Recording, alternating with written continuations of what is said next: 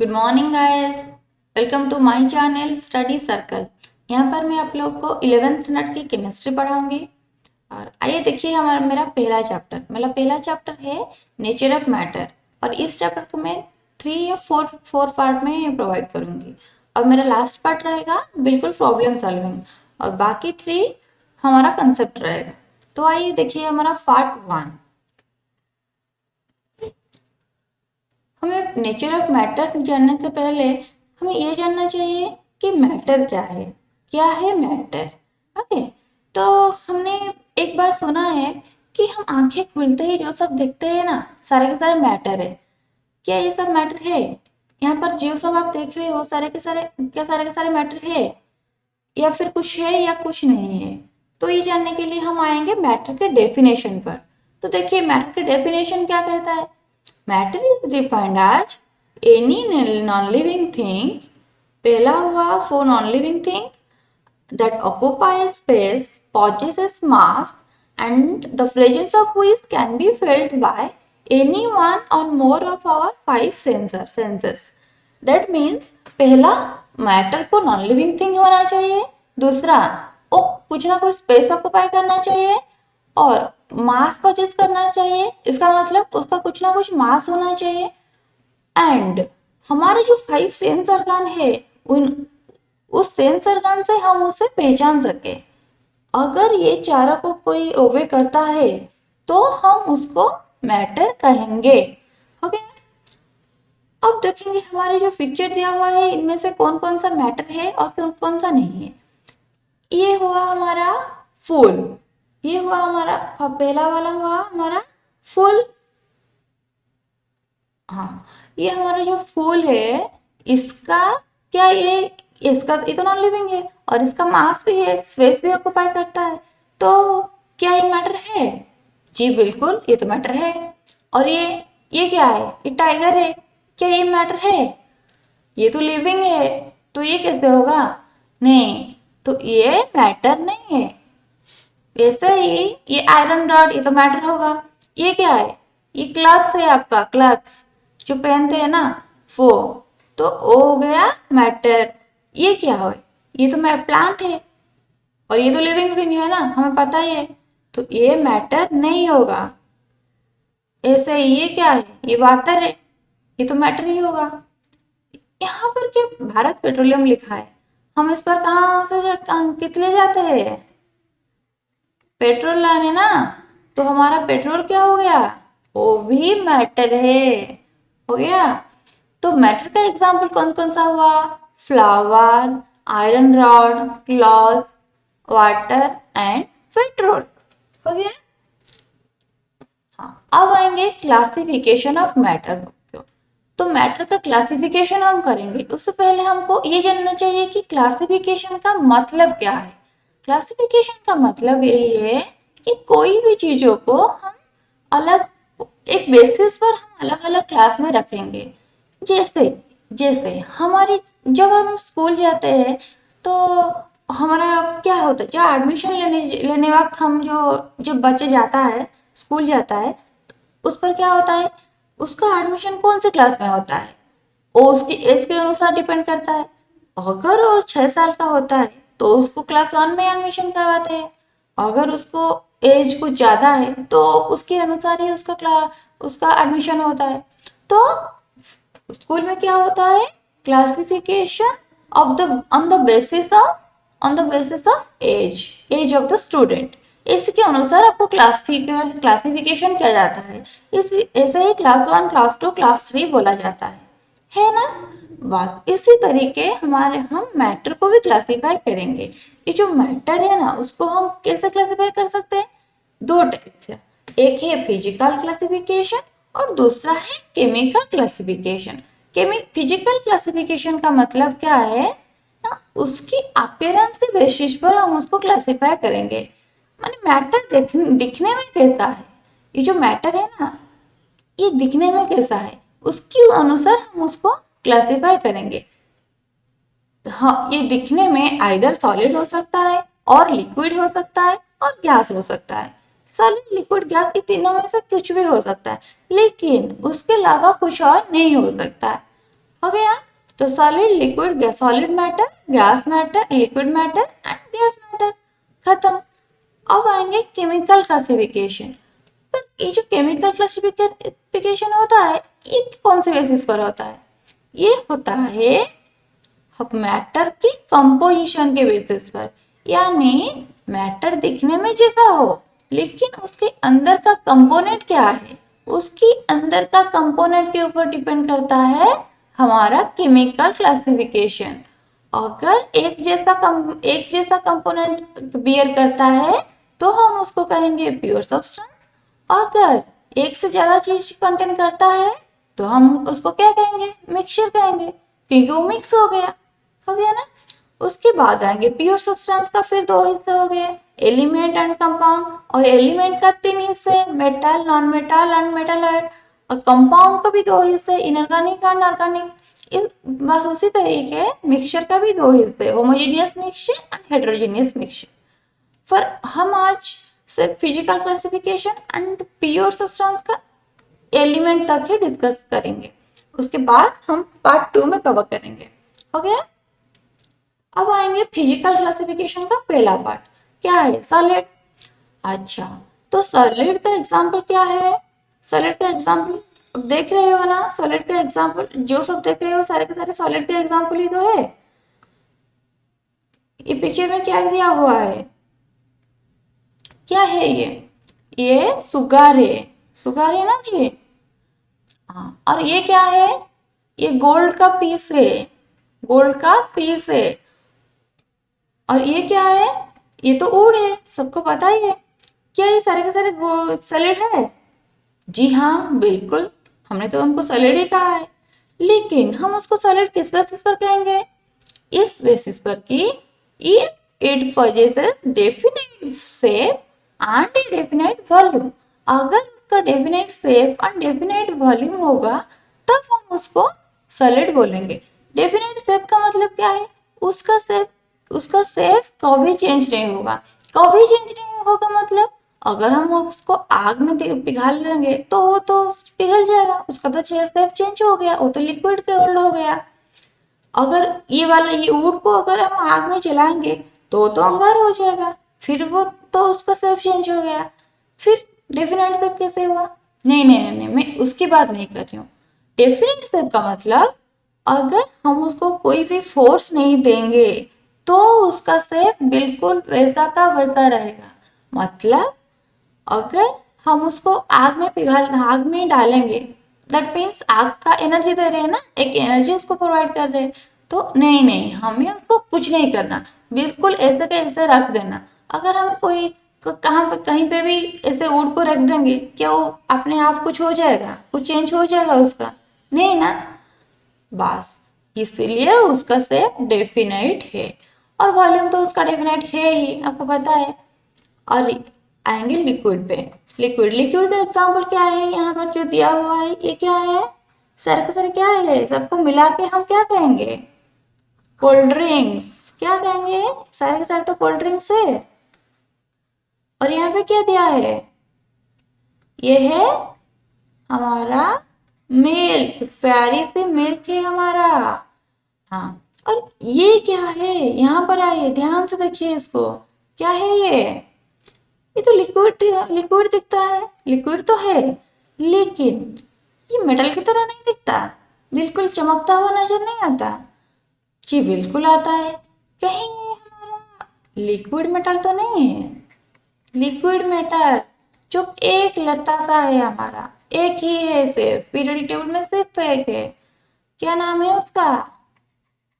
Mercury. क्या है? सिर्फ एक ही है हमारा, एक ही है, तो इसका नाम है मर्क्यूरी। हो गया। तो आएंगे अब हम कुछ किस बेसिस पर उसको लिक्विड कहेंगे? उसका डेफिनेट वॉल्यूम होना चाहिए बट नो डेफिनेट शेप। अगर उसका शेप नहीं, डेफिनेट नहीं है पर डेफिनेट वॉल्यूम है तो हम उसको कहेंगे लिक्विड। वो जिसके अंदर डाल दो उसका शेप ले जाएगा। अब आएंगे गैस मैटर पर। गैस क्या है? It is a substance which neither if it possesses neither a definite volume nor a definite shape, ना तो उसका डेफिनेट से वॉल्यूम है ना तो उसका डेफिनेट शेप है, कुछ भी डेफिनेट नहीं है। ऐसे देखो ये चिमनी से क्या निकलता है, कौन सी गैस है ये, ऑब्वियस बात है कार्बन डाइऑक्साइड ही तो होगा, और कौन सी गैस निकलेगा चिमनी से, आ गया। ये जो गैस निकलता है क्या उसका कोई शेप है, उसका कोई डेफिनेट शेप है नहीं, उसको जिसके अंदर डाल दो उसका शेप ले जाएगा, और जिसके अंदर डाल दो उसका वॉल्यूम भी ले जाएगा। ओके, हाँ, यहाँ पर हमारा खत्म हो गया हमारा फिजिकल क्लासिफिकेशन। अब आएंगे हम हमारा केमिकल क्लासिफिकेशन पर। केमिकल क्लासिफिकेशन का पहला हिस्सा क्या था, पहला था प्योर सब्सटेंस, पहला था हमारा प्योर सब्सटेंस, और दूसरा था मिक्सचर। एक था प्योर सब्सटेंस और दूसरा था मिक्सचर, था ना। फिर प्योर सब्सटेंस के दो हिस्से थे, एलिमेंट, अदर इज कंपाउंड। अब हम पहले हम देखेंगे एलिमेंट को, प्योर सब्सटेंस का ये एलिमेंट वाला पार्ट को, एलिमेंट को देखेंगे। क्या है एलिमेंट, पहले तो हमें तो पता है एलिमेंट और कंपाउंड दोनों ही प्योर सब्सटेंस है, तो एलिमेंट पहला क्या होगा, एक प्योर सब्सटेंस होगा। लेकिन ये दोनों में डिफरेंस क्या है, दोनों के दोनों तो प्योर सब्सटेंस है, लेकिन डिफरेंस क्या है, यहाँ पर देखिए पिक्चर पर आइए। ये जो देख रहे हो ये क्या है, ये गोल्ड का कॉइन है, एक गोल्ड का कॉइन है, और ये गोल्ड का ऑर्नामेंट है। तो ये दोनों में से कौन सा प्योर होगा और कौन सा मिक्सचर, या दोनों के दोनों प्योर है, आपको क्या लगता है, दोनों के दोनों प्योर है? जी नहीं, ये बिल्कुल प्योर है। क्यों प्योर है, क्योंकि ये गोल्ड कॉइन है, सिर्फ गोल्ड और गोल्ड से बना हुआ है, उसकी सारे के सारे चीज, सारे के सारे पार्ट में गोल्ड ही गोल्ड है, कुछ और है ही नहीं। और यहाँ पर ये तो गोल्ड का ऑर्नामेंट है, गोल्ड से बना हुआ है, लेकिन ऑर्नामेंट सिर्फ गोल्ड से नहीं बनता, एक मेटल से नहीं बन सकता ऑर्नामेंट, इसलिए गोल्ड के साथ कुछ और मेटल भी मिलाते हैं, जैसे सिल्वर हुआ, ब्रोंज हुआ, कॉपर हुआ, ये सारे को यहाँ पर गोल्ड के साथ मिक्स करके ऑर्नामेंट बनाते हैं, तो उसको क्या कहेंगे, ऑर्नामेंट्स आर मिक्सचर, वो मिक्सचर में जाएगा। तो ये हो गया हमारा गोल्ड कॉइन, हमारा क्या हो गया, प्योर सब्सटेंस हो गया। प्योर सब्सटेंस यानी इसकी जो छोटी सी पार्ट, ये सारे के सारे छोटी सी पार्ट, अगर हम उसको छोटे छोटे टुकड़े करेंगे ना, ये जो सारे के सारे छोटी छोटी सी पार्ट, ये सब सेम होंगे, इसका ये सारे के सारे उसका सेम होंगे।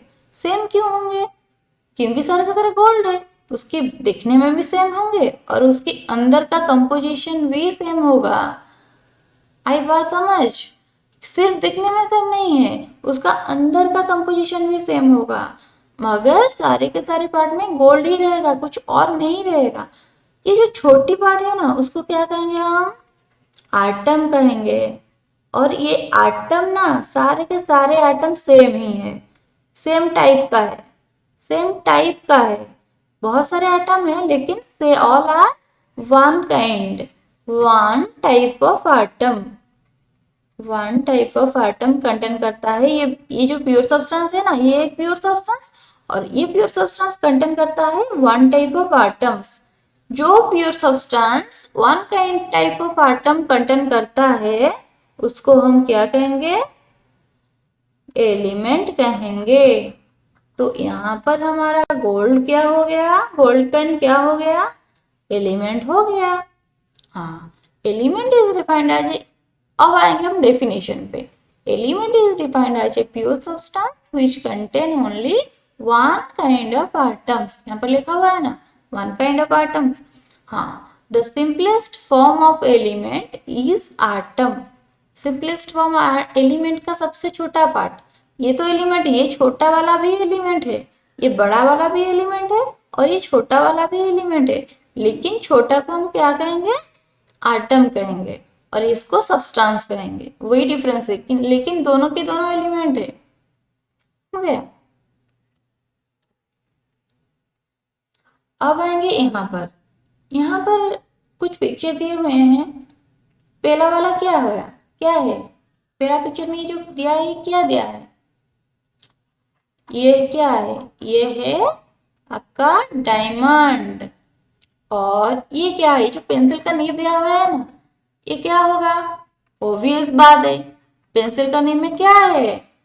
ग्राफाइट है, तो ये ग्राफाइट होगा। इसका नाम क्या है? Lamp black. ये लैम्प ब्लैक से आपका काजल बनता है। और जो बच्चे, छोटे बच्चे जो काला टीका लगाते हैं ना, वो भी बनता है इसमें, इससे ही बनता है। समझिए। और ये जो है, ये दिखने में ऊँट जैसा नहीं दिखता, बिल्कुल ऊँट जैसा ही दिखता है, लेकिन उसका कलर ब्लैक है, इसलिए हम उसको एक प्यारी सी नाम दे दिया। क्या दिया उसको? ऊड चारकल। यानी ऊड है लेकिन काला है, इसलिए चारकल, ऊड चारकल उसका नाम है। लेकिन हम उनकी बात क्यों कर रहे हैं? आइए मुद्दे पर आइए। अब ये जो सारे के सारे ना प्योर सब्सटेंस है, यहाँ पर तुम जितने सब सारे के सारे जो देख रहे हो, सारे के सारे प्योर सब्सटेंस है। यानी उनका छोटी सी पार्ट सबका एक टाइप का होता है, एक टाइप का है, एक टाइप का है। इसका सर एक टाइप है, इसका भी एक टाइप का है, एक टाइप का तो है, लेकिन क्या है ये? इसका जो छोटी सी आटम, ये किसका आटम कंटेन करता है? कौन सी एलिमेंट है इसमें? जी हाँ, कौन सी एलिमेंट है इसमें? कार्बन है। इसके अंदर क्या है? कार्बन है जी, कार्बन। अच्छा, तो कार्बन है, इसके अंदर भी कार्बन है, और इसके अंदर भी कार्बन है, इसके अंदर भी कार्बन है। अच्छा, तो एक बात समझ में नहीं आई मैम, अगर सारे के सारे अंदर कार्बन है, तो फिर दिखने में इतना डिफरेंट क्यों है? बिल्कुल सही है, इतना डिफरेंट क्यों है? अच्छा, एक बात मुझे बताओ, तुम्हारा हाथ में कितना उंगलियां हैं? एक हाथ में कितनी उंगलियां हैं? 5 उंगलियां हैं ना? अच्छा, तुम उस 5 उंगलियों से मुट्ठी बना सकते हो, या तो थप्पड़ भी मार सकते हो। इतना सेफ कैसे दे सकती हो? वो तो 5 उंगलियां हैं, उसमें तो सिर्फ एक चीज होना चाहिए। एक मुट्ठी हो गया, फिर एक थप्पड़ हो गया, कैसे? दो कैसे बन गया? कुछ और भी तो बना सकते हो, ये कैसे बनाते हो? ये डिपेंड करता है आपकी किस किस चीज के ऊपर? ये डिपेंड करता है आपकी अरेंजमेंट कैसा है, आप उसको अरेंज कैसे करते हो। वो जो 5 उंगलियां है ना, उसे आप अरेंज कैसा करते हो, उसके ऊपर डिपेंड करता है उसका शेप कैसा होगा, वो दिखने में कैसा दिखेगा। अंदर में तो वो सारे के सारे सेम है, लेकिन वो कैसा दिखेगा वो डिपेंड करता है आपकी अरेंजमेंट के ऊपर। बिल्कुल ऐसा चीज यहाँ पर भी होता है। क्या होता है? ये जो डायमंड है, इसमें सारे के सारे तो कार्बन पड़ा है, कार्बन तो पड़ा है, लेकिन उसका अरेंजमेंट डिफरेंट है। अरेंजमेंट इसमें जैसा है, इसमें ऐसा नहीं है, इसमें कुछ और है, इसमें कुछ और है, और इसमें भी कुछ और है, इसलिए वो दिखने में काफी डिफरेंट दिखते हैं। हो गया? और एक बात, ये जो सारे के सारे प्योर सब्सटेंस है, और एक ही एलिमेंट से बना हुआ है, सारे के सारे एक ही एलिमेंट से बना, सब्सटेंस तो डिफरेंट है, सब्सटेंस डिफरेंट, लेकिन एलिमेंट सेम, सेम एलिमेंट। हो गया? एलिमेंट सेम एलिमेंट से बना हुआ है। ये जो सेम एलिमेंट से बना हुआ है, क्या ये चारों के चारों जुड़वा भाई बहन जैसे नहीं है? बिल्कुल जुड़वा भाई बहन ही है ये चारों। और ऐसे जो चारों जितना भी, अगर दो से ज्यादा एलिमेंट, दो से ज्यादा सब्सटेंस ऐसे जुड़वा भाई बहन हमारे निकलते हैं तो उनको हम क्या कहेंगे? उनको हम एक कहेंगे आलोट्रप्स। केमिस्ट्री में वो जो जुड़वा भाई बहन होते हैं, उनका उनका नाम क्या है? आलोट्रप्स। और these are the allotropes of carbon. इन यानी उनकी मॉम कौन है? उनकी मॉम है कार्बन, ये सबका मॉम है कार्बन, लेकिन अदर एलोट्रप्स भी है। ओके, ये सारे के सारे डायमंड, ग्राफाइट, लैम्प ब्लैक, ऊर्जा, सारे के सारे का आलोट्रफ किसका है? कार्बन का आलोट्रफ है। ओके, आलोट्रफ का डेफिनेशन क्या है? Existence of an element in two or more chemically similar but physically different form is called allotrope. and the different forms are called allotrops. Okay, अब आएंगे इस पर. There are one or two elements are known present. Okay, out of this 92 are natural and remaining are laboratory prepared. अच्छा, total हमारा total element कितना है 1 और 2, और उनमें से 92 और नेचुरल यानी भगवान का दिया हुआ है, और बाकी जो 30 है वो किसने बना, वो कहाँ से आई, उसको हमने बनाई यानी ह्यूमन ने बनाई. बाकी जो 30 है उनको human, these are man made and these are natural. Okay, हाँ. अब आएंगे इस टेबल पर. ये जो पीरियड टेबल लिखा है ये क्या है, ये क्या है ना, हमारे ना एक चाचा थे, उनके नाम था मेंडलीव. मेंडलीव चाचा ने क्या किया ना, ये जो सारे के सारे एलिमेंट है ना 1 और 2 एलिमेंट, उन्होंने ये सोच लिया कि हम तो 1 और 2 जैसे हम 1 0 to 9 10 नंबर को याद रखते हैं, ऐसे क्या इस 1 और 2 एलिमेंट का नाम तो हम याद नहीं रख सकते. इसीलिए उन्होंने क्या किया, ये बोल दिया कि हम उनको एक टेबल में सजाएंगे, और उन्होंने सजाया भी. उन्होंने ये सारे के सारे एलिमेंट को उनके नाम से, मतलब ये जो नीचे वाला लिखा है ना वो उनका नाम, वो एलिमेंट का नाम है, एलिमेंट का नाम है, शॉर्टकट में लिखा हुआ है. ओके, तो यहाँ उन्होंने क्या किया, एलिमेंट के नाम के साथ नंबरिंग कर करके एक एक को सजाते गए, एक टेबल के सजाते गए और एक टेबल बन गया. ऐसे सजाते सजाते एक टेबल बन गया, और उस टेबल को के नाम क्या दे दिया, पीरियडिक टेबल. तो हो गया हमारा पीरियडिक टेबल. किसने डिस्कवर किया है, हमारे चाचा ने. कौन से चाचा, मेंडलीव चाचा. हो गया. हाँ, यहाँ पर भी एक बात है, 1 और 2 तक तो ठीक था, 1 और 2 तक तो ठीक था, फिर उसके बाद वाला कहाँ से चला आ गया. हमने तो अब बताया 1 और 2 एलिमेंट है, फिर ये जो आगे वाली बात किस लिए कर रहे हो, बिल्कुल सही है. किस लिए करेंगे, इसलिए कि ये जो 1 और 2 एलिमेंट निकालते निकालते मेंडलीव चाचा को एक आइडिया आ गया कि कौन सी क्लास में कौन रह रहा है, किसका कैरेक्टर किसके साथ मैच कर रहा है. ऐसा एक आइडिया आ गया उनको, तो उनका दिमाग खुल गया, और उन्होंने ये बता दिया कि वो एस्ट्रोलॉजर बन गए. वो ये बता दिया कि आने वाली जो एलिमेंट है उसके बाद ये वाले एलिमेंट आएगा, और उसके बाद ये वाली एलिमेंट आएगा, उसके बाद ये वाली, ऐसे ऐसे बता के गए हैं वो, कि मेंडलीव चाचा ने ये सब हमें बता के गए हैं. अगर उन्होंने बता के गए हैं तो हम उनकी बात थोड़ी ना टाल सकते, नहीं टाल सकते. इसीलिए हम उनको हमारी पीरियडिक टेबल में रख दिया, और उनको साथ लेकर आज तक घूम रहे. हो गया बात, हाँ ठीक हो गया, यहाँ तक तो ठीक हो गया. उसके बाद फिर आएंगे ये जो नीचे वाला पार्ट है, ये क्या है. यहाँ पर आप देख रहे हो, हमारे चाचा ने जब सजाते थे क्या हो रहा है ना, क्या होता था वहां पर, ये जो 55 56 तक तो ठीक था, लेकिन उसके बाद वाला जो पार्ट है ना 57 से लेकर 71 तक, 58 को तो यहाँ होना चाहिए, लेकिन ऐसा हुआ नहीं. क्या हुआ ना, 57 से 71 तक सारे के सारे एक जैसे बिहेव करने लग गए. ओके, सारे के सारे एक जैसे बिहेव करने लगे, तो चाचा ने क्या किया, सारे के सारे को एक ही बॉक्स पर डाल दिया, उसके बाद जो 72 वाला आया उसका कैरेक्टरिस्टिक इन दोनों के साथ मैच कर गया. तो ऐसे ऐसे चलती गई. तो उन्होंने क्या किया, ये सबको सारे के सारे को एक बॉक्स पर डाल दिया. ऐसे ही 89 से 103 भी एक जैसे बिहेव करने लग गए, तो सबको एक बॉक्स पर डाल दिए. लेकिन यहाँ पर एक प्रॉब्लम, यहाँ तक तो ठीक थी, लेकिन उन्होंने फिर सोचा, मेंडलीव चाचा ने सोचा कि अगर मैं ऐसे ही डाल दूं, ऐसे ही पीरियडिक टेबल पर ऐसे रखूंगी, उनका नाम तो कोई पहचाना नहीं, उनको कैसे पहचानेगा. यहाँ तो सिर्फ नंबर लिखा है, नाम तो लिखा ही नहीं.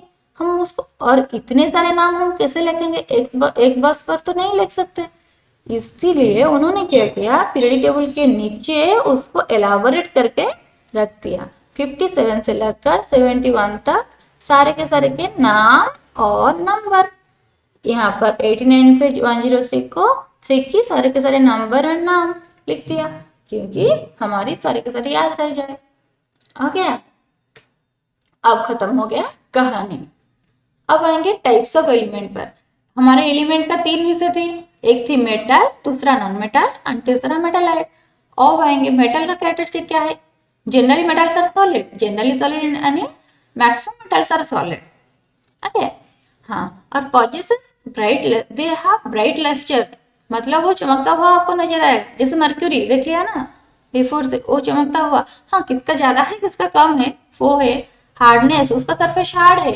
और ability to conduct heat and electricity, ये हीट एंड इलेक्ट्रिसिटी दोनों कंडक्ट करेगा।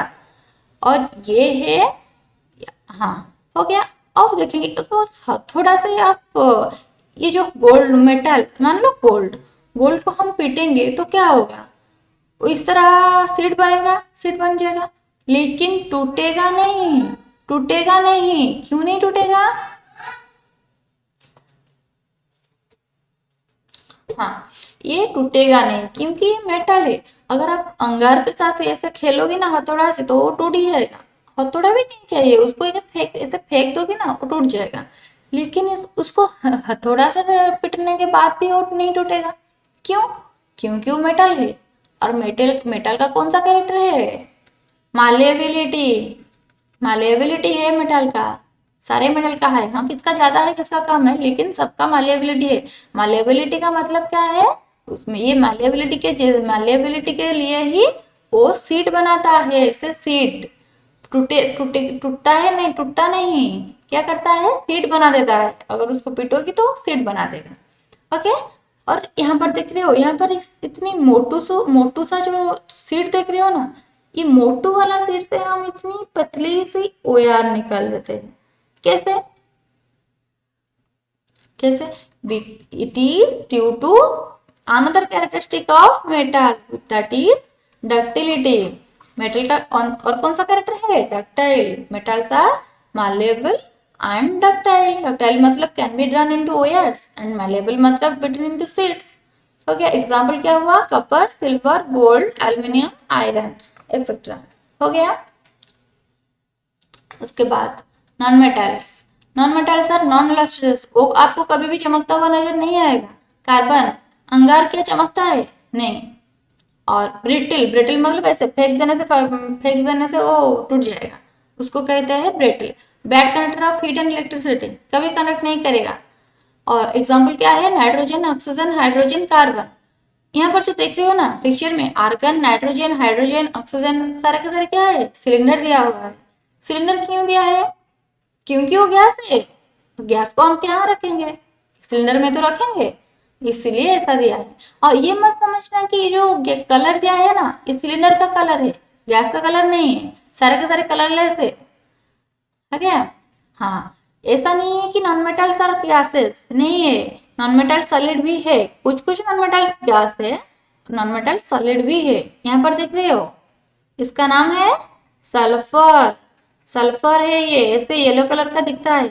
ये क्या है? ये तो सॉलिड है। और ये आपको तो पता है क्या है ये? लैम्प ब्लैक है। हाँ, लैम्प ब्लैक तो है, लेकिन उसका जो एलिमेंट है उसको, उसकी बात मैं कर रही हूँ। कौन सी एलिमेंट है वो? कार्बन। हाँ, तो कार्बन और सल्फर दोनों के दोनों क्या हो गए? Non metal.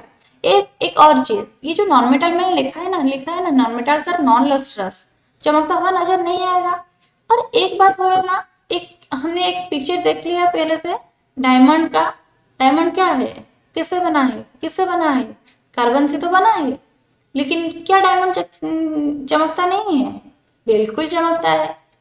ओ, उसको याद रखना, एक नॉन मेटल लेकिन उसका लस्ट्रस है, एक नॉन मेटल लेकिन लस्ट्रस। कौन सा ऐसा मेटल है, कौन सा ऐसा नॉन मेटल, कौन सी सब्सटेंस है जो non metallic substance, non metal नहीं, नॉन मेटालिक सब्सटेंस है वो। नॉन मेटालिक सब्सटेंस पर उसका लस्ट्रस है। क्या है वो? उसका नाम है डायमंड। हाँ, अब आएंगे मेटलाइट। मेटलाइट हो गया। This elements are both characteristic of metal as well as non metal. ये मेटल की कैरेक्टरिस्टिक पोजेस करता है as well as non metal का भी पोजेस करता है। एग्जांपल क्या है? आर्सेनिक, एंटीमोनी, सिलिकॉन, जर्मानियम, ऐसा देख रहे हो ना, आर्सेनिक, एंटीमोनी, सिलिकॉन, जर्मानियम भी ऐसा ही कुछ होगा। हाँ, आज खत्म हो गया हमारा आज का सेशन। हम अब क्वेश्चन पर आएंगे। देखो आपको क्वेश्चन तो दिया हुआ है, आप लोग उसका स्क्रीनशॉट ले सकते हो या फिर आप चाहे तो उसको कैसे भी सेव कर सकते हो। हाँ, और ये सब सारे के सारे को आप आंसर करके मुझे कमेंट बॉक्स में बताना, ठीक है। ठीक है, नेक्स्ट क्लास में हम उसको डिस्कस करेंगे और उसके आगे आगे आगे जाएंगे, ठीक है। Thank you, have a nice day.